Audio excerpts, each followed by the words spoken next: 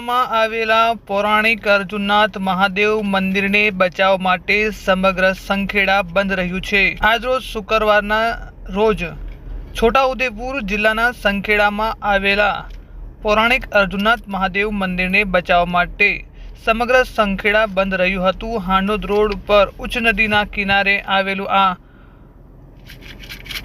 પાંડવકાલીન મંદિર ભેખડ ધસી જવાના કારણે જળ સમાધિના જોખમમાં સામે ઝઝૂમી રહ્યું છે, જેને લઈને નગરજનો દ્વારા સંખેડા બંધ રાખવામાં આવ્યું છે।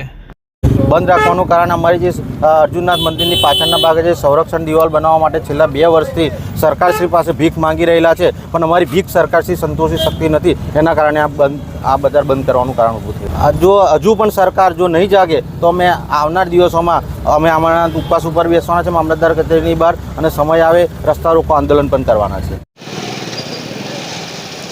139 સંખેડા વિધાનસભાની સૌથી મોટી ગ્રામ પંચાયત સંખેડા છે, અને સંખેડા ગામે આજે સદંતર બંધ પાડીને આજે દરેક ધર્મના લોકોએ બંધ પાડી અને જે અર્જુનનાથ મંદિર બચાવવાનું જે અભિયાન છે અમારું એને સફળ બનાવ્યું છે। એ બદલ અમે એમનો ખૂબ ખૂબ આભાર વ્યક્ત કરીએ છીએ।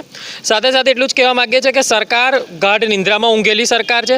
આ સરકાર મોટી મોટી વાતો કરે, જ્યારે મુખ્યમંત્રી આવવાના હોય ત્યારે રાતોરાત રોડ બની જાય છે, પરંતુ આજે પ્રજાલક્ષી કાર્ય છે, જે ધર્મપ્રેમી જનતાને માટેનું આસ્થાનું પ્રતીક છે, એના માટેની દિવાલ સરકાર મંજૂર કરતી નથી। તે દુઃખદ ઘટના છે।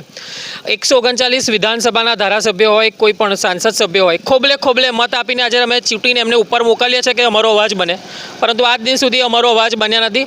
સંખેડા વિધાનસભાના ધારાસભ્ય પુલવાળા કાકા તરીકે વિખ્યાત છે, પરંતુ એ પુલવાળા કાકા આજ દિન સુધી અમારા માટે દિવાલ મંજૂર નથી કરાવી શક્યા। પોતાના કામ હોય, પોતાના મળતિયાઓના કામ હોય તે તૈયારીમાં કરી શકે છે મંજૂર, પણ આજ દિન સુધી પ્રજાલક્ષી કોઈ કાર્ય એમણે કર્યું નથી। એ દુઃખદ ઘટના છે। કરણ પટેલ। સમાચારના સતત અપડેટ જોવા માટે ચેનલને સબસ્ક્રાઇબ કરશો। ધન્યવાદ।